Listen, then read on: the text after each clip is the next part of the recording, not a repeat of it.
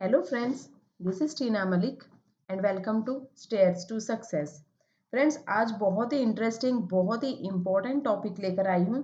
CDP का topic है and 4 से 5 क्वेश्चंस इस टॉपिक से रिलेटेड एग्जाम्स में आते ही आते हैं। तो आज का जो सेशन है बहुत ही इम्पोर्टेंट रहने वाला है, बहुत ही बेस्ट रहने वाला है, एंड तक ज़रूर देखिएगा। आज हम पढ़ेंगे इमोशंस। ओके, इमोशंस को जानेंगे, डिटेल में समझेंगे कि संवेग होता क्या है। Okay, and first time channel visit कर रहे हो प्लीज सब्सक्राइब जरूर कीजिएगा एंड लाइक करना मत भूलना, अपने फ्रेंड्स के साथ शेयर भी जरूर कीजिएगा। सेशन स्टार्ट करते हैं। स्टार्टिंग देख लेते हैं कि ये ओरिजिन कहाँ से हुआ। इमोशंस होता क्या है। Emotion comes from a Latin word emovere. Okay, ये एक लैटिन वर्ड से निकल कर आया है जिसे कहते हैं इमोवेर। ओके, एंड इसका मतलब क्या होता है। इमोवेयर मीन्स उत्तेजित होना। ओके, उत्तेजित होना, टू मूव भी बोल सकते हैं इसको। एंड जो ये इमोशन है ना, इमोशन को अगर हम समझे तो इमोशन को ऐसे भी समझा जा सकता है इमोशन भी बोला जा सकता है इसको। एंड ये क्या होता है पता है, इसे ऐसे भी कहा जाता है कि एनर्जी इन मोशन। और इसमें ये बताया गया है कि emotion is the combination of anger, happiness and sadness. Emotions है ना बहुत सारे होते हैं, मल्टीपल टाइप्स के इमोशंस होते हैं, एक्सप्रेशन जो बोलते हैं ना वो। ओके, एंड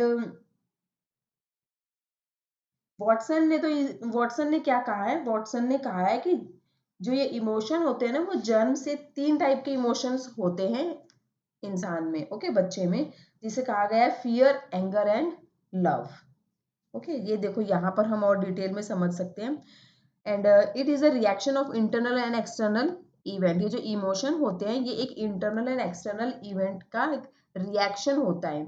कैसे सिचुएशन पे आप किस तरह से रिएक्ट करते हो, कैसा आपका रिएक्शन निकल के आता है, उसे कहते हैं इमोशन। उसे कहते हैं संवेग। ओके, अब संवेग का मतलब देखो, जैसे बताया है emotion, E plus motion, energy in motion भी कहा जाता है। यानी अंदर के भाव जब बाहर की तरफ गति करते हैं, एक्सप्रेस होते हैं, रिएक्शन निकल के आता है जो, यानी कि अंदर के भाव का बाहर प्रकट होना ही संवेग या इमोशन कहलाता है। अब ये जो बात है ना, जन्म के समय बालक के अंदर 3 संवेग होते हैं, ये बात किसने कही है ये आप ध्यान में रख सकते हो, एग्जाम में पूछा जाता है। ये कही थी वॉटसन ने। ओके, ये क्वेश्चन कई बार एग्जाम में आ जाता है, तो ये आप ध्यान में रख सकते हो कि जेबी वॉटसन ने कहा है कि जन्म के समय बालक के अंदर 3 संवेग होते हैं, that is fear, anger and love. Okay, इसे आप शॉर्ट में ऐसे भी लर्न कर सकते हो, FAL। ओके, ये शॉर्ट है, मतलब शॉर्टकट बता सकते हैं कि इजीली लर्न हो जाएगा ये। ओके, जैसे कि F से फियर यानी कि भय, एंगर मीन्स क्रोध, and Prem means love. Okay, next देखते हैं। अब आ जाता है मीनिंग ऑफ इमोशन। स्टार्टिंग में तो हमने देखा कि ओरिजिन मतलब कहाँ से ये वर्ड निकल कर आया है, क्या इसका मतलब है। ओके, वो हमने जाना। अब हम देख लेते हैं मीनिंग क्या है इस इमोशन का। एक है ना रेथस है, उन्होंने कहा है कि इमोशंस कलर अवर लाइव्स, मतलब कि इमोशंस जो होते हैं वो हमारी जिंदगी में रंग भर देते हैं। ओके, ये कोट याद रख सकते हो आप, क्योंकि एग्जाम में कई बार कोट्स पूछे जाते हैं। Okay, if the emotion is positive, अगर इमोशन पॉजिटिव है then the feeling associated with it will of happiness. Okay, ये किस तरह से आपका एडेप्टेशन प्रोसेस हो रहा है ना, पर्सन टू पर्सन वेरी करता है ये। Okay, same situation person to person vary करती है कि किस तरह से वो रिएक्ट करेंगे। ओके, वो उनके इमोशंस पे डिपेंड करते हैं। Emotions are of basically 2 types, that is positive and negative. Okay, positive emotion अगर होगा तो जो फीलिंग, जो एक्सप्रेशन, जो उनका रिएक्शन निकल के आएगा वो आएगा हैप्पीनेस का। क्यों? क्योंकि उन्होंने उस तरह से अडेप्ट किया हुआ है। ओके, और डिटेल में अच्छे से समझेंगे। अब देखो, फीलिंग्स, इमोशंस एंड मूड्स, इनसे रिलेटेड भी कभी काफी हद तक मतलब कभी कभार क्वेश्चंस निकल के आ जाते हैं, तो ये भी समझ लेते हैं कि इनमें क्या डिफरेंस है। Emotions are a reaction to stimuli, मतलब कि जो भी सिचुएशन होगी, जो भी इवेंट होगा, जो कुछ भी होगा, उस पर किस तरह से रिएक्शन निकल के आ रहा है, वो होता है emotions. Okay, now what is feeling? Feelings होते हैं, feelings are what we experience as a result of emotions. जिस तरह से इमोशंस आ रहे हैं, जिसको एक्सपीरियंस किया जा रहा है, वो होता है feelings. And moods are temporary emotional states और टाइम पीरियड। ये टाइम पीरियड के ऊपर मतलब कुछ टाइम के लिए ही होता है ये।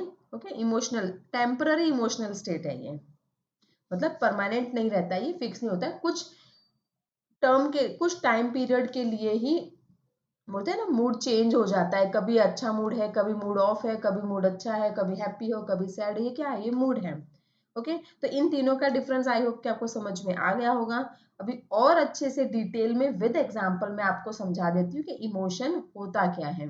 ओके, यहाँ तक का कंसेप्ट क्लियर है? नेक्स्ट देखते हैं। अब देखो, इमोशंस जो है वो बेसिकली होते हैं 3 टाइप्स के, बेस्ड 3 कंपोनेंट्स पे बेस्ड है। That is, first one is subjective component, first one is subjective component. अब ये सब्जेक्टिव कंपोनेंट क्या होता है? सब्जेक्टिव कंपोनेंट होता है दैट इज, ये डिफर करता है पर्सन टू पर्सन से। जैसे कि how we experience the emotion, emotion को किस तरह से एक्सपीरियंस किया जा रहा है, वो होता है subjective component. Okay, next one is physiological component. Physiological component में होता है जैसे कि एग्जाम से पहले हार्ट बीट इंक्रीज हो जाना, इंटरव्यू देने जा रहे हो तब हार्ट बीट बढ़ जाना एकदम से, ये क्या है? ये फिजियोलॉजिकल कंपोनेंट है कि हम, how our body react to the emotions, किस तरह से हमारा बॉडी, किस तरह से हम फिजिकली रिएक्ट करेंगे ओके इमोशन पे। एंड नेक्स्ट है बिहेवियरल रिस्पॉन्स, जैसे कि हाउ वी रिएक्ट, मतलब किस तरह से हम बिहेव करेंगे, एक्सप्रेसिव एक्सप्रेशन के साथ आएगा, जैसे कि how we behave in the response to emotions. Is that clear? अब ये देखो, ये पिक्चर के थ्रू आप देख सकते हो मल्टीपल टाइप्स के इमोशंस होते हैं। Angry, board, confident, confused, curious है, डिसअपॉइंटेड है, एम्ब्रेस्ड है, एक्साइटेड है, बहुत सारे मल्टीपल अनगिनत इमोशंस होते हैं, हर एक इंसान में होते हैं। ओके, बहुत सारे हैं। नेक्स्ट देख लेते हैं हम। अब ये देख लेते हैं, देखो एक एग्जांपल के थ्रू मैं आपको समझा देती हूँ कि हाउ इमोशंस अफेक्ट आउटकम, मतलब हमारा जो इमोशन है वो कैसे एक पर्टिकुलर सिचुएशन पे किस तरह से निकल कर आता है, हमारा इमोशन कैसे प्रेजेंट हो रहा है। ओके, फॉर एग्जाम्पल ले लेते हैं, जैसे कि एग्जाम हो रहे हैं, एग्जाम होने वाले हैं, ठीक है, कुछ टाइम रह रहा है, एग्जाम नजदीक आ रहे हैं, गर्ल एंड बॉय। ओके, दोनों का एग्जाम्पल बता रही हूं मैं। अब इसमें क्या है, देखो बॉय जो है मोटिवेटेड है फुल्ली, एग्जाम पास में आ रहे हैं भाई, और वो तो फुल्ली मोटिवेटेड है, वर्क हार्ड, उसने खूब मेहनत की हुई है, अच्छे से तैयारी की हुई है, ये क्या हो गया? ये इसका एक पॉजिटिव इमोशन हो गया, फुल्ली कॉन्फिडेंट है, मोटिवेटेड है, ठीक है, एग्जाम के लिए फुल्ली प्रिपेयर्ड है। ये क्या है? ये इसका एक एडेप्टेशन है कि ये एग्जाम पास में आ रहे हैं, एग्जाम वाले दिन भी इसका मोटिवेशन लेवल डाउन नहीं होगा क्योंकि ये फुल्ली कॉन्फिडेंट है, इसने बहुत मेहनत की हुई है। क्यों? क्योंकि इस तरह से इसका एडेप्टेशन हुआ है। ओके, एट द मोमेंट भी उसका लेवल डाउन नहीं होगा, मोटिवेटेड रहेगा, कॉन्फिडेंट रहेगा। नेक्स्ट है गर्ल है। गर्ल क्या है? जैसे जैसे एग्जाम पास में आ रहे हैं ना, वो क्या हो रही है? नर्वस होती जा रही है and not able to concentrate, वो कॉन्सेंट्रेट ही नहीं कर पा रही है। ये क्या हुआ? ये इसका एडेप्टेशन है। इस तरह से इसने खुद को, माइंड को ऐसा सेटअप कर रखा है, खुद को इस तरह से उसने एडेप्टेशन कर रखा है कि जैसे जैसे एग्जाम पास आ रहे हैं उसके हार्ट बीट बढ़ती जा रही है एंड वो ना तो कॉन्सेंट्रेट कर पा रही है प्रॉपरली, ठीक है, और कॉन्फिडेंस लेवल उसका डाउन होता जा रहा है, वीक होता जा रहा है। तो इससे क्या पता लगता है? इससे ये पता लगता है, जो गर्ल है ना, देखो बॉय को तो कुछ करने की जरूरत है नहीं, इसलिए तो फुल्ली प्रिपेयर्ड है, कॉन्फिडेंट लेवल हाई है उसका, ये तो इसका पॉजिटिव इमोशन हो गया। लेकिन ये जो गर्ल का है ना, ये एक नेगेटिव इमोशन है, नेगेटिव इमोशन है। क्यों? क्योंकि she is not able to adept to emotions, emotions को वो प्रॉपरली अडेप्ट नहीं कर पा रही है। ओके क्यों? क्योंकि उसका इमोशनली अनबैलेंस्ड है, वो इमोशनली बहुत ही वीक है। Okay that's why she gets nervous and not able to concentrate. Okay वो क्या है? इमोशनली अनबैलेंस्ड है, उसका माइंड इस तरह से इमोशनली अनबैलेंस्ड हो गया, वो बहुत ही इमोशनली वीक होती जा रही है जैसे जैसे एग्जाम उसके पास में आ रहे हैं। आई होप कि आपको ये एग्जाम्पल के थ्रू कंसेप्ट क्लियर हो गया होगा। अब इसके आगे और हम कैरेक्टरिस्टिक्स देख लेते हैं। चलो देख लेते हैं first one, characteristics of emotions.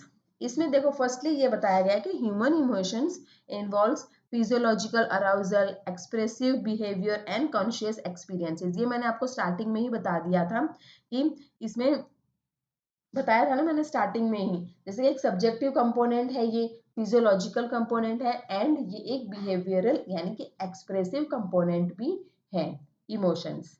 Okay in सबका कनेक्शन होता है, इंटरकनेक्टेड है ये।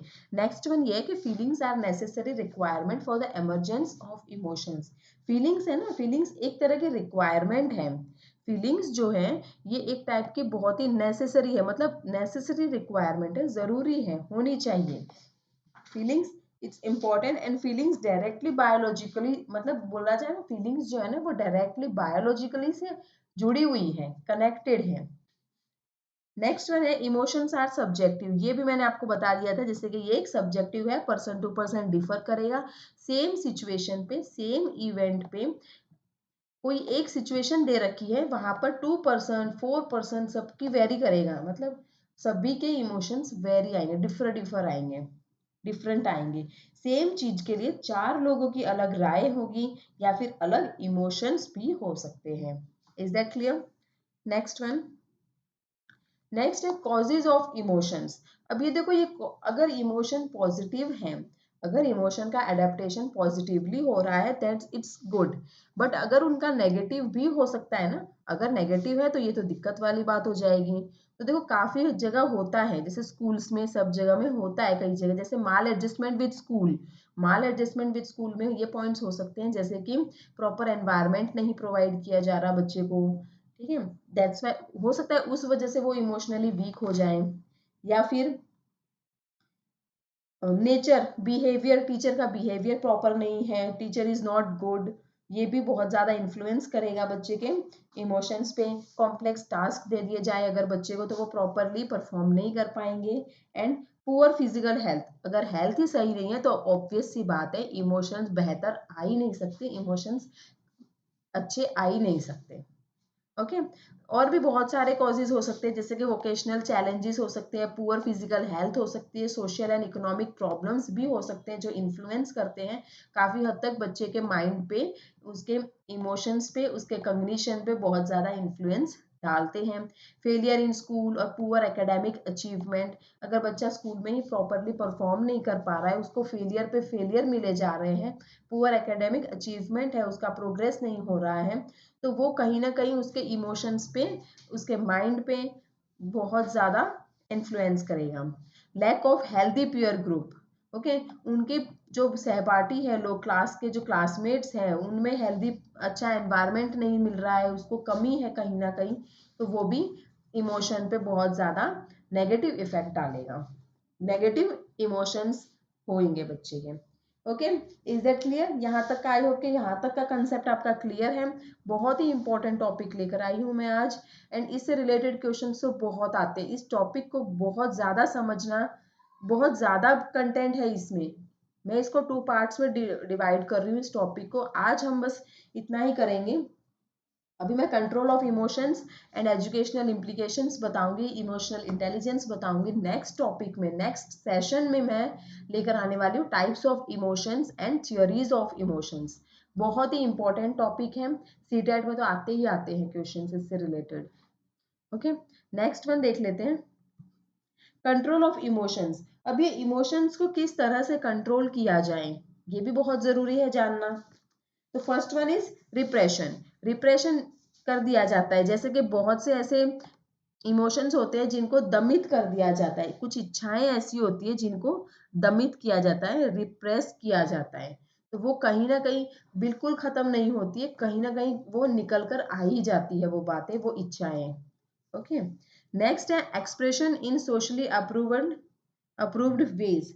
किस तरह से एक्सप्रेशन कर रहे हैं, किस पॉजिटिव है कि नेगेटिव है, वो सारा कुछ इमोशंस किस प्रॉपर तरीके से कंट्रोल किए जा सकते हैं। एक्सप्रेशन ही तो है, जिस तरह से एक्सप्रेस कर रहे हो खुद को, किस तरह से पेश कर रहे हो, किस तरह से प्रेजेंट कर रहे हो, आपका रिएक्शन ही तो सोसाइटी में आपको सही तरीके से वो करेगा, डेवलप कर पाएगा। Okay, now next one is इंडस्ट्रियसनेस।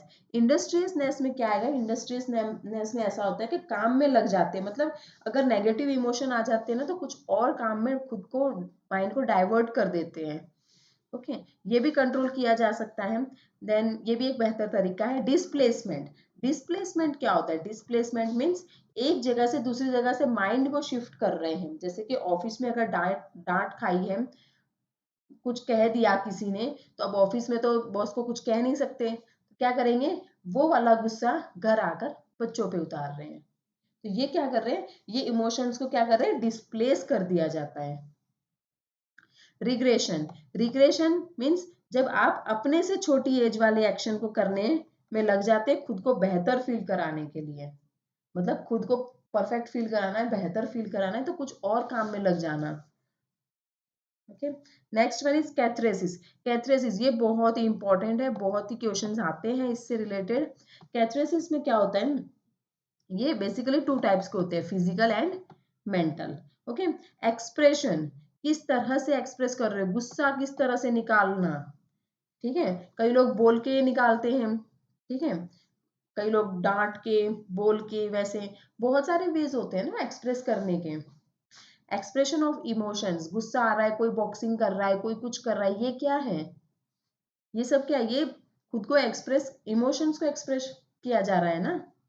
Okay, अब नेक्स्ट देख लेते हैं। अब नेक्स्ट आ रहा है इमोशनल इंटेलिजेंस। ये भी बहुत इंपॉर्टेंट है एंड इसको भी जान लेते हैं। देखो, इमोशनल इंटेलिजेंस में क्या होता है? Emotional intelligence refers to the ability to identify and to manage one's own emotions. Okay, मतलब ये एक ऐसी इमोशनल इंटेलिजेंस है ना, ये एक ऐसी एबिलिटी है खुद को आइडेंटिफाई करने की, खुद को मैनेज करने की, खुद के इमोशंस को, as well as the emotions of others also. दूसरों के इमोशंस को भी आप मतलब मैनेज कर सकते हो। नेक्स्ट है emotionally intelligent individuals are highly conscious. जो इमोशनली इंटेलिजेंट लोग होते हैं ना, बंदे होते हैं, वो हाईली कॉन्शियस होते हैं of their own emotional state. Okay, वो हाईली कॉन्शियस होते हैं। नेक्स्ट है emotionally intelligent have high self confidence. उनमें हाई सेल्फ कॉन्फिडेंस होता है and are realistic about themselves. खुद के मामले में वो रियलिस्टिक होते हैं, उनका हाई सेल्फ कॉन्फिडेंस होता है। नेक्स्ट है person with high emotional intelligence are not impulsive. वो इम्पल्सिव नहीं होते और हास्टी विद एक्शन, तुरंत से एकदम से एक्शन नहीं लेते, वो सोच समझ के रिएक्ट करते हैं। They think before they do. कुछ भी करने से पहले वो बहुत ज्यादा सोच समझ के एक्शन करते हैं, एक्शन लेते हैं। Is that clear? ये कुछ पॉइंट्स थे इमोशनल इंटेलिजेंस के एंड ये जो पॉइंट्स मैंने डिस्कस किए ना, ये बहुत ज्यादा इंपॉर्टेंट है, बहुत से क्वेश्चंस निकल कर आते हैं इमोशनल इंटेलिजेंस टॉपिक से भी। ओके, और भी देख सकते हो आप इमोशनल इंटेलिजेंस में और क्या क्या आ जाता है। सेल्फ अवेयरनेस हो जाती है, एम्पैथी होती है, मोटिवेशन होता है, ये सारे इंपॉर्टेंट पॉइंट्स है, ये सारी कैरेक्टरिस्टिक्स है। सेल्फ रेगुलेशन होता है एंड सोशल स्किल्स होती है। ओके, अब देख लेते हैं एजुकेशनल इम्प्लीकेशंस। अब देखो, जो ये इमोशंस एंड लर्निंग का क्या रोल है, वो देखना बहुत जरूरी हो जाता है। क्यों?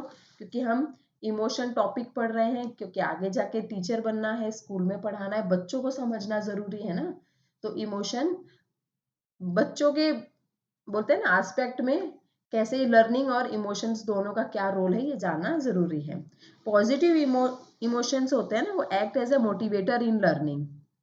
पॉजिटिव इमोशंस जो होते हैं वो एक ऐसा रोल प्ले करते हैं मोटिवेटर का in learning process. Okay, negative emotions जो होते हैं वो हैम्पर द लर्निंग प्रोसेस, कहीं ना कहीं नुकसान कर देते हैं, कहीं ना कहीं बर्डन क्रिएट हो जाता है। Extreme emotions that is positive और नेगेटिव कैन बी डिस्ट्रैक्टिंग। ये जो बोलते हैं ना एक्सट्रीम इमोशन होते हैं, जो कि कभी तो पॉजिटिव आ जाता है कभी नेगेटिव आ जाता है, ये तो बहुत ही हार्मफुल माना जाता है। ये डिस्ट्रैक्टिंग हो जाता है, डिस्ट्रैक्टिंग नेचर क्रिएट करता है ये। पॉजिटिव इमोशंस में act as a cognitive reinforcement. ये बहुत ही इंपॉर्टेंट बात कही गई है कि ये जो पॉजिटिव इमोशन है ना, ये कैसा रोल प्ले करता है, कभी कभी हमेशा ये कॉग्निटिव रीइंफोर्समेंट का ही रोल प्ले करेगा, बहुत ही सही माना जाता है। ओके अब क्लासरूम इम्प्लीकेशंस देख लेते हैं। क्लासरूम में emotions in the classroom. Be aware of individual and group emotions. Teacher का ये मेन वर्क होना चाहिए कि उनको इंडिविजुअल और उनके ग्रुप इमोशंस के बारे में जानकारी हो, पता हो। Teach how to recognise and deal with emotions. Teacher ये सिखाए बच्चों को कि किस तरह से इमोशंस को पहचानना है, किस तरह से इमोशन पे डील करना है, किस तरह से उनको रिएक्ट करना है। Promote a sense of belonging and safety. Make learning enjoyable and relatable. Teaching learning process ऐसा डालो कि वो एंजॉयबल हो, खेल खेल में बच्चा सीखे, एंड रिलेटेबल होना चाहिए, मीन्स उनकी डे टू डे लाइफ से, रूटीन लाइफ से उनका कनेक्टेड हो। Share appreciation, admiration and positivity. क्या करना चाहिए, एप्रिसिएशन को शेयर करो, एडमिरेशन एंड पॉजिटिविटी हो। ओके एक कोट है एरिस्टोटल का, ये भी कई बार पूछा जाता है। Anybody can become angry. कोई भी एंग्री हो सकता है, दैट इज इजी, बहुत आसान है एंग्री होना। But to angry with the right person, to the right degree and at the right time for the right purpose in the right way, that is not within everybody's power and it's not easy। मतलब कि हर कोई गुस्सा हो सकता है, angry हो सकता है, वो आसान बात है, पर एंग्री होना सही इंसान पे, सही डिग्री पे, सही टाइम पे, सही वजह से और सही तरीके से ये आसान नहीं होता है। ये हर किसी के एवरीबडीज पावर, मतलब हर किसी के बस की बात नहीं, एंड इट्स नॉट इजी। ये बात कही गई है, किसने कही है ये बात, ये कोट कहा गया है एरिस्टोटल द्वारा। ओके चलो फ्रेंड्स, अब कर लेते हैं कुछ क्वेश्चंस की प्रैक्टिस, ताकि आपको आइडिया लग जाए कि एग्जाम्स में कैसे पूछा जाता है। तो आज हमने बहुत कुछ सीखा, आज हमने सेशन में बहुत कुछ सीखा इमोशंस के बारे में, कहाँ से ओरिजिन हुआ है, उसका मीनिंग, उसका कैरेक्टरिस्टिक्स, कॉजेज क्या हो सकते हैं इमोशंस के, कंट्रोल कैसे किया जा सकता है इमोशंस को, इमोशनल इंटेलिजेंस के बारे में जाना। ओके एंड एजुकेशनल इम्प्लीकेशंस भी हमने सीखे। तो अब लास्ट में हम कुछ क्वेश्चंस की प्रैक्टिस करेंगे, एंड नेक्स्ट सेशन में मैं बहुत ही इंपॉर्टेंट इमोशंस टॉपिक को ही कंटिन्यू करूंगी, जिसमें मैं डिस्कस करने वाली हूँ types of emotions and theories of emotions. Okay first question क्या कह रहा है, which one of the following is an emotion. बहुत ही सिंपल सा क्वेश्चन है, क्या है इनमें से इमोशन, बताओ। Fear, attention, stimulus, memory. तो देखो फ्रेंड्स, इन तीन के बारे में तो हमने पढ़ा ही नहीं, तो क्या होगा आंसर, फियर होगा ना, बताया था ना मैंने, FAL, FAL, fear, anger, love. Okay Watson ने दिया था। ओके वॉटसन ने इन तीन के बारे में कहा गया है कि बच्चे जन्म से ही बच्चों में ये तीन संवेग होते हैं, that is fear, anger and love. Okay भय, क्रोध, प्रेम। Next question, which of the following facts has been least discussed in the psychology of emotion। मतलब कि बहुत ही कम डिस्कस किया गया है, ऐसा कौन सा पॉइंट है इमोशन के बारे में। Emotion is a subjective feeling and varies from person to person, ये तो हमने पढ़ लिया था। Emotions may not only occur within individual student but also within the entire class. Not only आ रहा है, सोचना पड़ेगा। नेक्स्ट क्वेश्चन देख लेते हैं, नेक्स्ट ऑप्शन देख लेते हैं, emotions are complex pattern of arousal and cognitive interpretation. ये भी बात सही है, इसके बारे में भी हमने जाना। Emotional process involves psychological as well as physiological reaction, this one is also correct. तो ये बात थोड़ी अलग सी लगी, दैट इज संवेग न केवल व्यक्तित्व विद्यार्थियों में बल्कि पूरी कक्षा में भी उत्पन्न होता है, नॉट ओनली बोला है ना। तो ये थोड़ा लिस्ट डिस्कस्ड हुआ है, that is option B. Next one, the following skills are involve in emotional intelligence. Emotional intelligence में ये फॉलोइंग स्किल्स डेवलप होती हैं, इन्वॉल्व होती हैं, बट कौन सी नहीं है, एक्सेप्ट बोला है, that is not. Which one is not included, not involve, वो बताना है। अवेयरनेस ऑफ इमोशंस, ये तो होगा। Management of emotions, this one is also correct. Criticism of emotions, भावनाओं की आलोचना, दिस वन, ये ऑप्शन होगा क्योंकि ये इन्वॉल्व नहीं होता है, इसके बारे में बात नहीं की गई है। अवेयरनेस होता है, मैनेजमेंट होता है, and amicable relation with class fellows भी होता है, कक्षा सहपाठियों के साथ मैत्रीपूर्ण व्यवहार, ये भी होता है। कौन सा नहीं है, क्रिटिसिज्म, क्रिटिसिज्म नहीं है, ऑप्शन सी। तो फ्रेंड्स, ये था हमारा आज का सेशन एंड आई होप कि आपको आज का सेशन पसंद आया होगा, समझ आया होगा। कोई भी क्वेरीज है तो आप कमेंट कर सकते हो, अपने फ्रेंड्स के साथ शेयर करना मत भूलना, एंड चैनल को सब्सक्राइब जरूर कर लेना, एंड बेल आइकन प्रेस करना मत भूलना। मिलते हैं नेक्स्ट सेशन में। नेक्स्ट सेशन में मैं types of emotions and theories of emotions discuss करने वाली हूँ, तो मिस मत करना, बहुत ही इंपॉर्टेंट क्लास रहने वाली है। Okay, take care, bye.